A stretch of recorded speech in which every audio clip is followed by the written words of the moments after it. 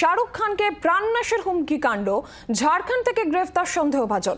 মুম্বাই পুলিশের জালে মোহাম্মদ ফৈজান খান নামে ওই ব্যক্তি পেশায় আইনজীবী বলে জানা যাচ্ছে। মুম্বাই পুলিশে হাজিরা না দেওয়ায় তাকে গ্রেফতার করা হয়েছে বলে পুলিশ সূত্র মারফত যে খবর পাওয়া যাচ্ছে। আরো বিস্তারিত তথ্য দেবেন রাজীব চক্রবর্তী, টেলিফোন লাইনে রয়েছেন প্রতিনিধি রাজীব। কি জানা যাচ্ছে?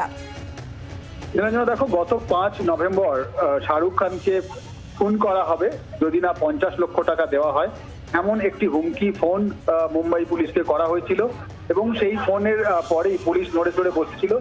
সেই ফোন করা যিনি করেছিলেন তার সন্ধানে পুলিশ রায়পুরে তার একটি দল পাঠিয়েছিল এবং সেখান থেকে গতকাল একজনকে গ্রেপ্তার করা হয়েছে, ফৈজান খান।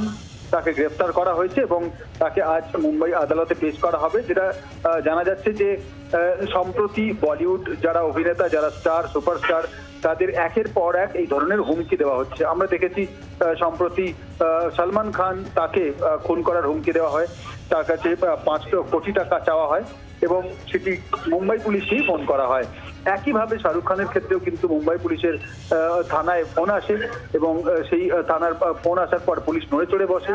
বান্দ্রা পুলিশ স্টেশন থেকে তারা রীতিমতো 50 লক্ষ টাকা চায়, যদি টাকা না দেওয়া হয় তাহলে শাহরুখ খানকে প্রাণে মেরে ফেলা হবে, এমন হুমকি দেওয়া হয়।